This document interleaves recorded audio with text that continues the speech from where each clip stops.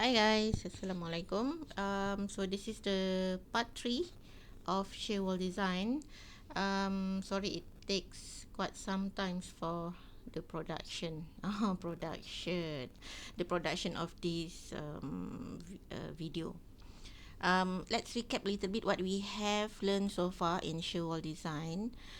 So far we just figure out in the last video we have figured out what is the moment, okay, moment in the column that moment in the shear wall, bukan column, sorry. So let's recap a little bit what we have learned so far, what we have done so far in this design. Okay, first on the action, we have figure out what is the action on slab first, and then we figure out what is the action at the bottom of the wall, and then from that in plane action, and from next is on the transverse action, and from that few types of action there we have come up with the moment in the shear wall. Okay, and this 23.64 is the largest moment that is connected to the upper floors, and 18.39 is the lower moment for level 1. Okay, for level 1 here, and it's connected to the ground floor. So for the shear wall that we have that we want to design here is this shear wall here. Okay, and for this shear wall, okay, respective to this shear wall between the ground floor to the level 1, the moment that we are going to use for the moment top and moment bottom of the shear wall is in 18.39, and for the moment at the ground level or at the foundation level, we assume the foundation is in fixed types of foundation, and therefore the moment here is 18.39 divided by 2. Okay, half of the moment for 18.39 will be the moment here. Okay, so we are going to use just 18.39 here, and also half of it. Okay, we are not going to use the 23.64 moment. Okay, because 23.64 is moment of for upper floors that is connected to upper floors here. If we are designing between level 1 to level 2, then we are going to use this 23.64 and whatever the value here. If we want to get what is the value here, then you need to do the same step as before to get this moment here for level 2. Okay, but right now we are considering for level 1. So if we are considering for level 2, so you have to start from the beginning. Here should be level 2, and get what is the W here and what is the height of both level. Okay, and then you will figure out what is the moment at level 2 here and also here. Okay, you will get the value. But for the shear wall that we are going to design is this shear wall, so the moment that is involved will be this 18.39. Alright, so moving on. This is only just the first step. Okay, we are figuring out what is the design action and what is the moment. And for the next step is we have to check. Okay, let me change the color of font. Number 2,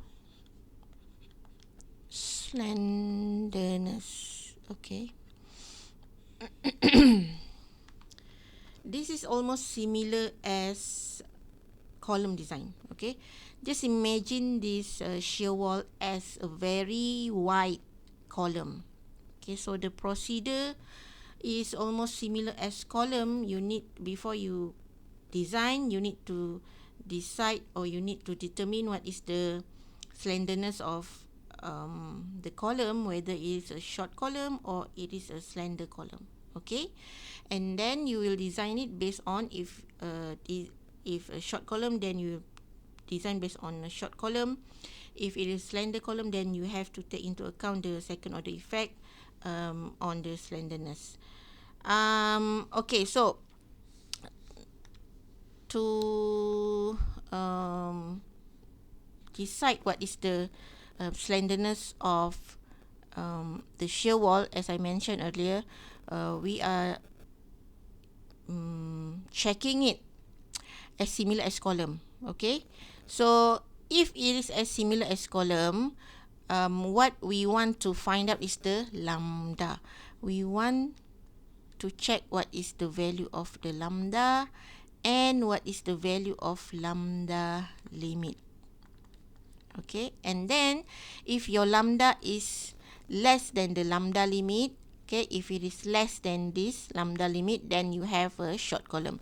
If this lambda is more than the lambda limit, then you will have a slender column. Okay, now let's figure out the lambda first. Lambda is equals to L0 divided by I. Okay, L0 is the effective height and I is radius of gyration, or the formula is I for the second moment of area divided by A. Okay, where I equals to BH cubed over 12 and A is equals to B times H, where B is equals to 1 meter or 1000 mm. Okay, this is just like a very wide column, right? And we for the B of this shear wall, we are using just like a slab where we considering 1 meter wide. Okay, now let's talk about this L0 effective height. Okay, based on Eurocode. Okay, let me open the Eurocode. Let me show you the Eurocode first. Okay, here. Based on Eurocode clause 5.8 here. Okay. 5.8. Okay, analysis of second order effect with axial load.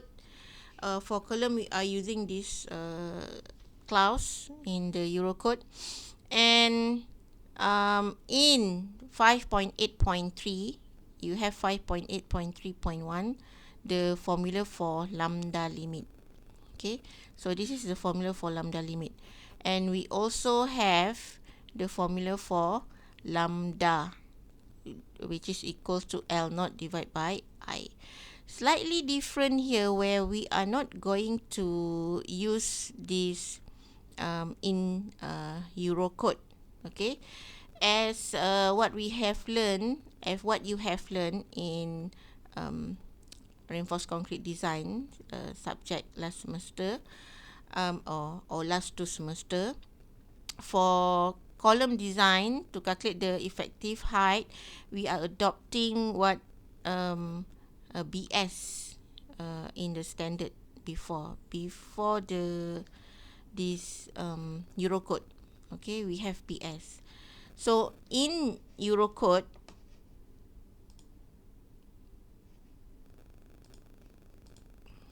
the formula for L0 or effective height is beta L. Okay, where L is clear height. Okay, so what is clear height? let's say you have floors.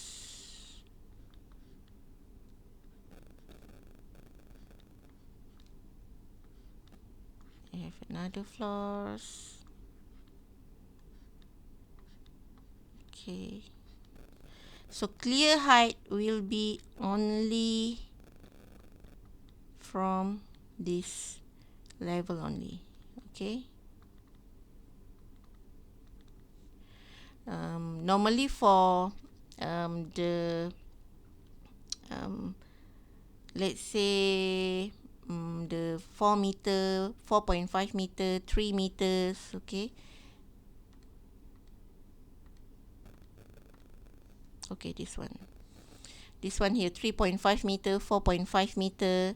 Okay, we take that either from center to center or from here to here. Okay, this value of A and B is similar.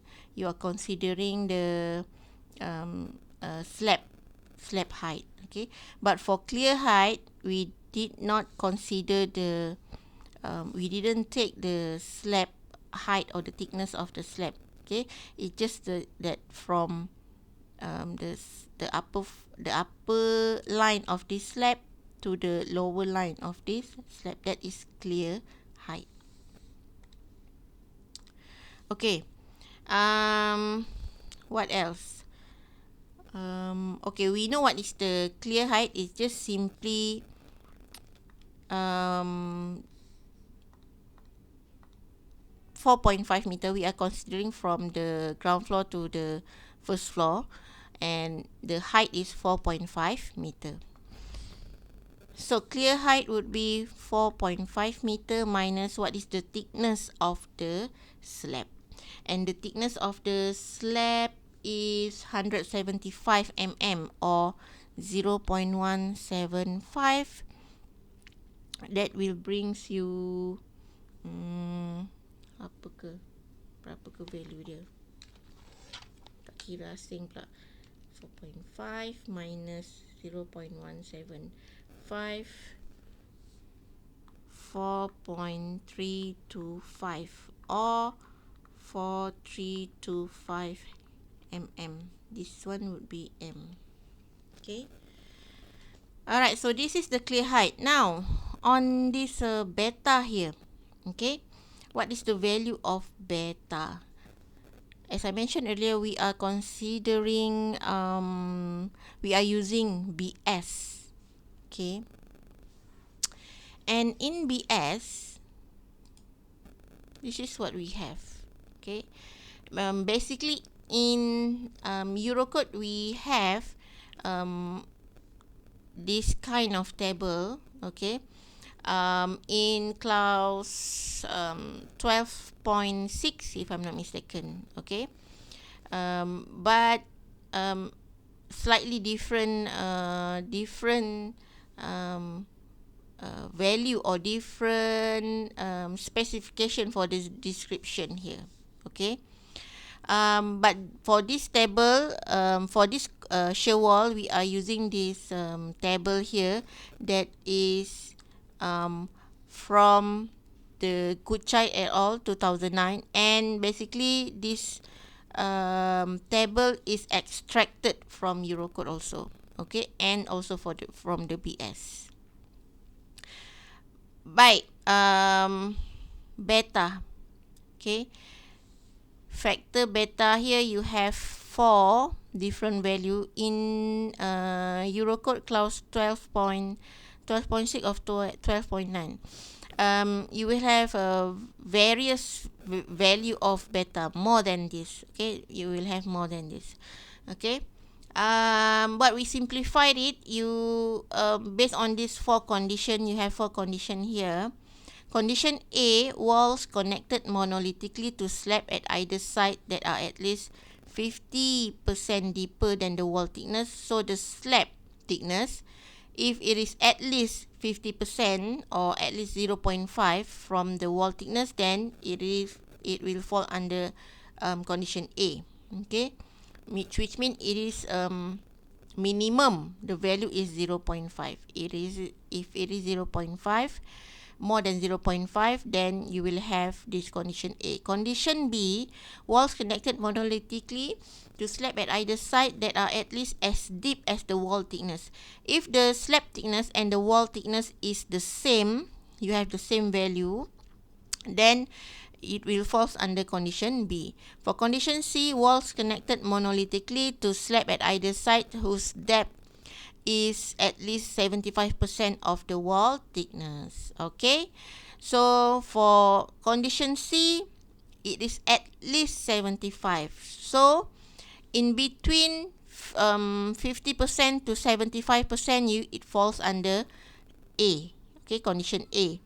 If it is more than 75%, then it will fall under condition C. So we need to check, or if it is similar, if it is 100% or 1.0, then it will fall under condition B.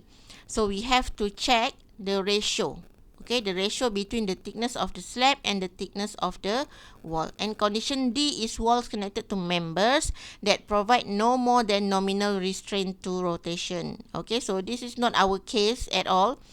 So our case is either A, B, or C. So basically we are going to check the thickness, the ratio of the thickness. So let's check the thickness.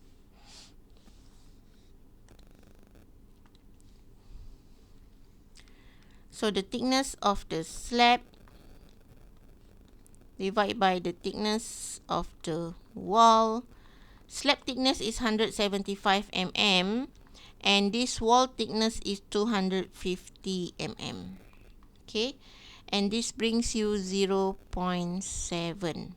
Alright, so if it is 0.7, okay, as I mentioned earlier, based on this condition, if it falls under, if the value is in between 50% to 75%, or 0.5 to 0.75, then it will fall under condition A.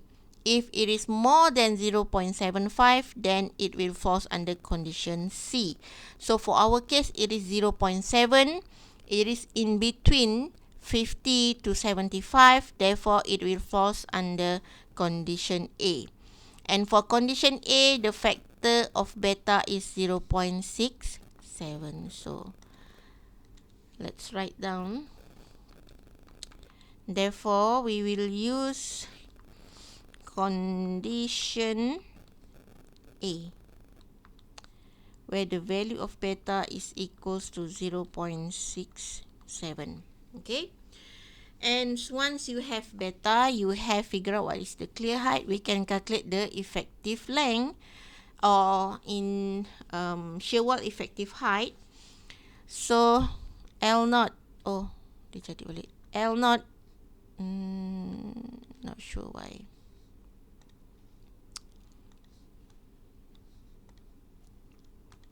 So L naught is equals to beta is 0.67 times 4325. This will give you 2897.75 mm. Basically, you can round up to 898 is also okay if you round it up to that value.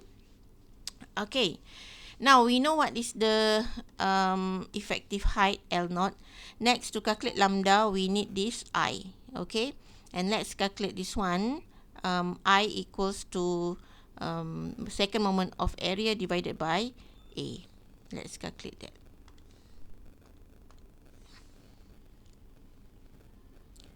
So I equals to the second moment of area, the formula is BH cubed over 12, right? And A is B times H.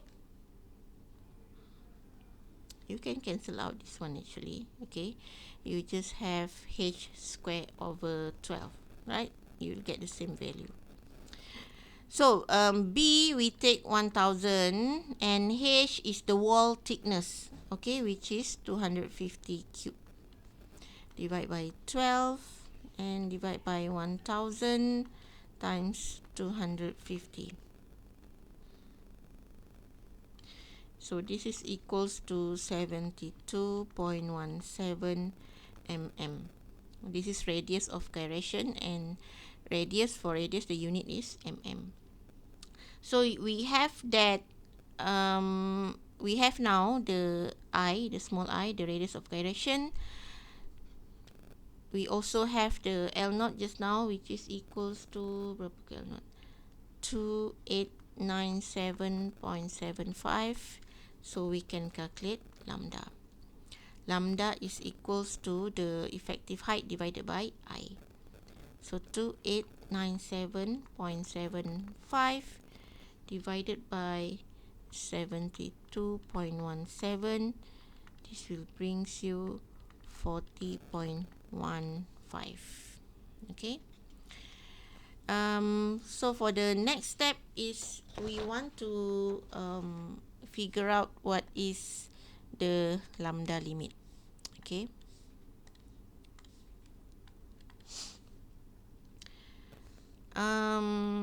Let me open back the Eurocode. Okay, let's go back to the Eurocode here. So lambda limit is equals to 20 ABC divided by square root n. A, if this value is not known, then we can use A equals to 0.7, and B we can use 1.1. C we can use equals to 0.7 if RM is not known, but we can calculate RM. Okay. RM is equals to M01 divided by M02, the ratio of the moments. But what type of moment? M01 and M02 are the first order n moment. Okay, so n moment M02 and M01, there's the formula for M02 and M01. Not in this clause. Okay. If the n moment M01 and M02 give tension on the same side, Rm should be taken as positive, but for our case it is not at the same side, so it will be negative. Okay. So let's calculate this Rm first. Okay, let's figure out what is the value of Rm by figuring out what is M02 and M01. M02 should be larger than M01, so let's figure it out. Now you know that we have figuring what is the moment here. It's now 18.39, and therefore for at the bottom here, okay, we can call this as M top, and here we can call this as M bottom. Okay, for M bottom, I have explained earlier in this video that we will take half of M top, okay, equals to 0.5 or 1/2 times 18.39. This will brings you 9.195 kilonewton meter, okay, per meter wide of the shear wall. Now this 9.195 and 18.39 is not M01 and M02 yet. Okay, so what is M01 and M02? M01 and M02 is once we have figured out we have add the M imperfection in it. Okay, so basically M01 and is equals to and also M01 and M02, which one will be M01, which one will be M02 between the two value. M02 should be larger. Okay, based on the Eurocode just now, M02 should be larger, M01 should be smaller. So for this case, M01 will be this 9.195, M02 will be 18.39, but it is not just this value. We have to add the M imperfection. This one also will have to add the M imperfection. Then you will have what is M01 and M02. Now, for the M imperfection, where we are considering the eccentricity, okay, this is equals to MED times EI, okay, and NED is from previous step. What is MED? Here, okay, the NED 490.09, right? This value is your NED here, and NED EI is equals to the effective height divided by 400. Okay, and be careful one thing, that this L0 should be in meter. If you take a wrongly value, you will have in the unit here will be kilonewton millimeter. It is okay if you use it in millimeter, but you will have in unit kilonewton meter. Okay, you have to change it to you will have in kilonewton millimeter. You will have to convert to kilonewton meter. Okay, just make sure you have the right unit. Okay, it is not wrong if you use this L0 in millimeter, not wrong at all, but you just have to convert it to meter afterward. Okay, so your NED is 490.09, L0 2.8978 divided by 400. Okay, and this will give you 3.55 kilonewton per meter width. Okay, and next let's figure out what is M01 and M02. So M01 is equals to, or we can just plug in into the formula of Rm. Okay, we want to find the lambda limit, right? And in that lambda limit, we need value of C, and that value of C is equals to 1.7 minus Rm. Okay, so let's write it down first. The formula for lambda limit is 20abc divided by square root n, where A is equals to 0.7, B is equals to 1.1, and C equals to 1.7 minus Rm. And this value of Rm is equals to negative M01 divided by M02. Okay, so this is equals to for M01, the lower value is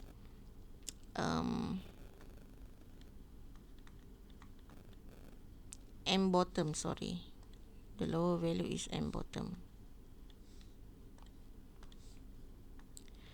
M bottom plus the M imperfection divided by M02 is the larger value, which is M top plus with the M imperfection. Okay, so M bottom is 18.39 and M imperfection is 3.55 divided by M. Oh, sorry. M bottom is not 18.39. M bottom is 9.195. Okay. M top is the 18.39 times 3.55. Okay. And this will give you negative 0.581. Okay. Next, let's plug in into the formula of C. So C equals to 1.7 minus negative 0.581. So this is equals to berapa ke? 2.281.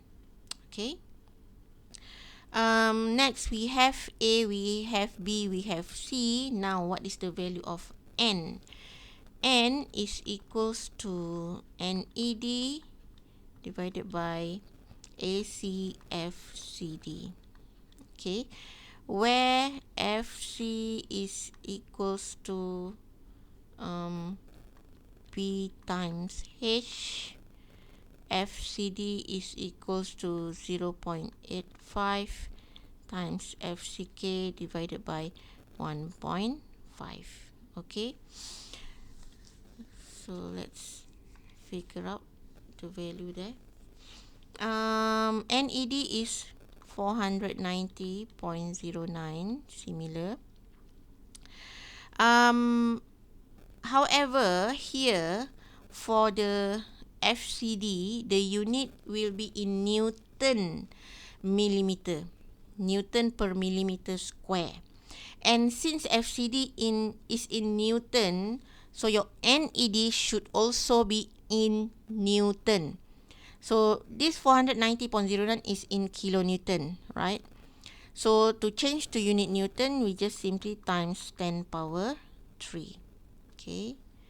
And then AC, B times H. We know that B is the 1000 mm, sorry. Times H is the thickness of the shear wall, which is 250. FCD is 0.85 times your FCK is 30 divided by 1.5. Okay, and this brings you the value of N equals to 0.115. Okay. Now, once we have this 0.115, we have A, we have B, we have C, we can calculate the lambda limit. So, lambda limit is equals to 20. A is 0.7, B is 1.1, and C that we have calculated is 2.281 divided by N just now is 0.115. This brings you the total of the value of lambda limit as 103.59. And let's compare our lambda. The lambda that we have calculated is 40.15. So 40.15, and this is less than lambda limit, which is 103.59, and since it is less, therefore this shear wall is a non-slender shear wall. Okay, so we are going to design it based on a non-slender, or in the category of short shear wall or column. Okay. Alright, so that's all for this video. I'll see you in the next video for the design. Okay, see you.